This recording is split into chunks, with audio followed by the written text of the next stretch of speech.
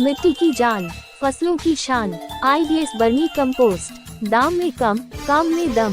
First floor, GDA व्यावसायिक complex, Bhagat चौराहा, Taramandal road, Gorakhpur, Uttar Pradesh. Mobile number +919838172851। आप देख रहे हैं यूनिवर्सल न्यूज टुडे।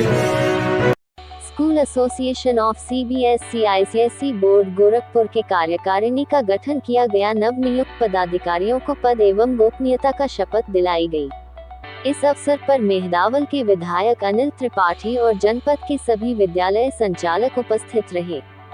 बता दें कि पिछले दिनों नई कार्यकारिणी का शपथ ग्रहण समारोह संपन्न हुआ।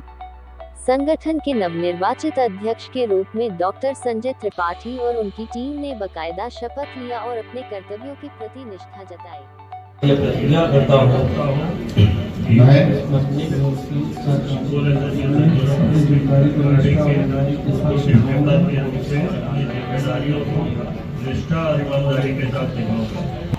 मैं डॉक्टर संजय त्रिपाठी ईश्वर की शपथ लेकर यह प्रतिज्ञा करता हूं कि मैं स्कूल्स एसोसिएशन गोरखपुर की कार्यकारिणी के अध्यक्ष के रूप में अपनी जिम्मेदारियों को निष्ठा और ईमानदारी के साथ निभाऊंगा। मैं एसोसिएशन के उद्देश्यों और आदर्शों के प्रति सच्ची प्रतिबद्धता रखूंगा और हमेशा शिक्षा के क्षेत्र में सुधार और उन्नति के लिए कार्यरत रहूंगा। मैं किसी भी प्रकार के व्यक्तिगत लाभ से ऊपर उठकर एसोसिएशन और शिक्षा समुदाय की भलाई के लिए कार्य करूंगा। मैं सभी निर्णय निष्पक्षता, पारदर्शिता और सामूहिक हित के आधार पर करूंगा और एसोसिएशन की प्रतिष्ठा को सुदृढ़ बनाने के लिए हर संभव प्रयास करूंगा। मैं अपने सहकर्मियों के साथ मिलकर काम करूंगा और उनके विचारों और सुझावों का सम्मान करूंगा ताकि हम सब मिलकर शिक्षा के क्षेत्र में सकारात्मक बदलाव ला सकें। मैं एसोसिएशन के नियमों और विनियमों का पालन करूंगा और हर स्थिति में अपनी भूमिका का निर्वहन पूरी निष्ठा और समर्पण के साथ करूंगा। मैं यह शपथ लेता हूं कि मैं अपने कर्तव्यों का पालन पूरी ईमानदारी और निष्ठा के साथ करूंगा और एसोसिएशन के हितों को सर्वोपरि रखूंगा। धन्यवाद। नवनिर्वाचित अध्यक्ष डॉक्टर संजय त्रिपाठी ने हमारे रिपोर्टर से संघ की प्राथमिकताओं को बताते हुए कहा कि स्कूल्स एसोसिएशन गोरखपुर सीबीएसई और आईसीएसई एफिलिएटेड स्कूल्स का एक संगठन है जिसकी स्थापना 2004 में हुई थी और तब से लेकर आज तक यह संगठन 132 स्कूल जो इस समय गोरखपुर जनपद में सीबीएसई और आईसीएसई से एफिलिएटेड हैं उनके संगठन के तौर पर संचालित हो रहा है। उद्देश्य संगठन के सदस्यों से जुड़ी हुई समस्याओं का निराकरण करना, उसका समाधान करना और संगठित करके शिक्षा उन्नयन की दृष्टि से कुछ बेहतर कार्य योजना पर काम करना और कुल मिलाकर के जिससे बच्चों का फायदा हो, लाभ हो, ये हमारा मकसद है, ये हमारा उद्देश्य है। कई ऐसे मौके होते हैं जहाँ सीधे सीधे प्रशासन से भी बात करनी होती है, लोहा लेना होता है। जी, आप भाजपा से भी जुड़े हुए हैं, कैसे और जब एक नई जिम्मेदारी आपको मिली है तो किस तरीके से वहाँ से आमना सामना होगा, कैसे उनसे निपटने जैसी तो कोई जरूरत महसूस नहीं होती। हम लोग शिक्षण संस्था का संचालन कर रहे हैं जी और हम लोग सौभाग्यशाली हैं कि यहाँ ये मुख्यमंत्री का शहर है और मुख्यमंत्री जी का स्नेह, विशेष स्नेह विद्यालय संचालकों को प्राप्त होता रहता है क्योंकि समय समय पर जो भी शासन प्रशासन की तरफ से कार्यक्रम आयोजित होते हैं उन कार्यक्रमों के आयोजन में स्कूलों की सहभागिता की आवश्यकता होती है। उस आवश्यकता की पूर्ति के लिए सारे स्कूल वाले बहुत मजबूती के साथ खड़े रहते हैं। अभी गोरखपुर महोत्सव आ रहा है, महोत्सव पिछले कई सालों से आयोजित हो रहा है। उसमें तमाम प्रतियोगिताएं होती हैं सांस्कृतिक, जिसमें स्कूलों के बच्चे प्रतिभाग करते हैं और भी बहुत सारे आयोजन होते हैं जिसमें सारे स्कूल बढ़ चढ़ करके हिस्सा लेते हैं। तो स्वाभाविक है कि अगर स्कूल शासन प्रशासन के साथ सहयोग की स्थिति में रहते हैं तो उनका भी हम लोगों के प्रति एक सहानुभूति का भाव रहता है। अभी तक तो ऐसी कोई आवश्यकता नहीं पड़ी, कोई नौबत नहीं आई है कि जहाँ टकराव की स्थिति बने। आपस में सौहार्द से, क्योंकि हम लोग एक दूसरे के पूरक हैं। हमारे अभाव में वो शिक्षा विभाग क्या करेगा? अगर विद्यालय ना हो तो शिक्षा विभाग क्या करेगा?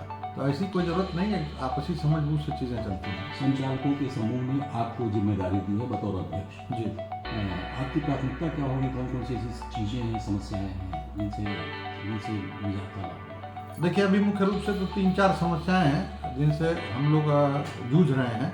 उदाहरण के तौर पर गोरखपुर जनपद अकेला ऐसा जनपद है लखनऊ के बाद जहां स्कूल प्रबंधकों के लिए अनिवार्यता कर दी गई है कि यदि उन्हें बस खरीदनी है तो सीएनजी की ही बस खरीदी जानी है।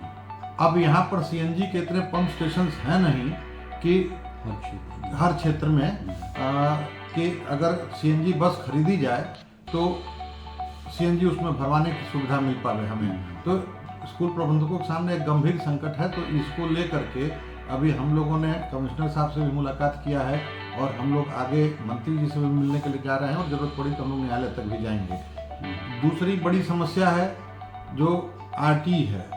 आरटी की समस्या ये है कि 2009 में आरटी आया, 2010 में सूचित हुआ, तब से लेकर के 450 रुपये प्रति छात्र सरकार की तरफ से देयता बनती है विद्यालयों के लिए।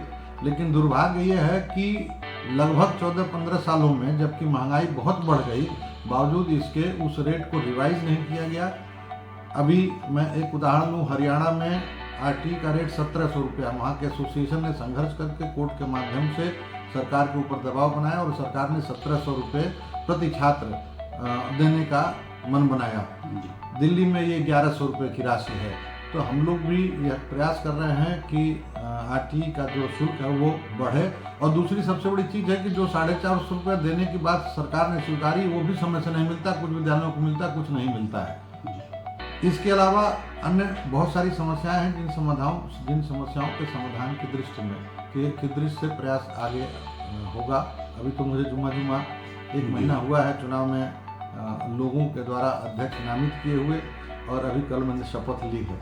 तो मेरी कोशिश होगी कि जिन उम्मीदों के साथ, जिन आकांक्षाओं के साथ 132 स्कूलों के प्रबंधकों ने मुझे अपना नेतृत्व सौंपा है, मैं उसके साथ न्याय कर सकूं। डॉक्टर संजयन त्रिपाठी ने यूनिवर्सल न्यूज टुडे के माध्यम से गोरखपुर वासियों, छात्र छात्राओं और सभी सीबीएसई आईसीएसई विद्यालय संचालकों को दीपावली की शुभकामनाएं देते हुए कहे कि तो मैं ये एक संयोग है कि आज जब आप हमारा इंटरव्यू कर रहे हैं तो अब से कोई 10 दिन बाद एक बड़ा त्यौहार दीपावली का आता है जो सारे हिंदुओं के लिए एक बड़ा शुभ अवसर होता है। तो मैं अपनी तरफ से पर्व दीपावली की बहुत सारी शुभकामना, बहुत सारी बधाई अपने सारे अभिभावकों को, अपने सारे विद्यार्थियों को, पूरे समाज को देना चाहूँगा। दीपावली शुभ हो, मंगलमय हो। साथ ही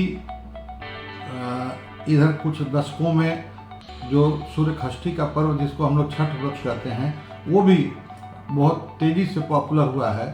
तो मैं छठ व्रत की और छठ पर्व की भी बहुत सारी शुभकामना और बधाई देना चाहूँगा, क्योंकि ये धीरे धीरे मौसम के बदलाव के साथ एक उत्सव का एक रंग चढ़ना शुरू होता है। यह उत्सव धर्मिता हमारे जीवन का एक अनिवार्य अंग है और त्यौहार उसके माध्यम है। तो आने वाले हमारे जो दीपावली के पर्व हैं और जो हमारे छठ का पर्व है, इसमें सब लोग आनंद और उल्लास से भर उठें, ऐसी हमारी शुभकामनाएं सभी के लिए।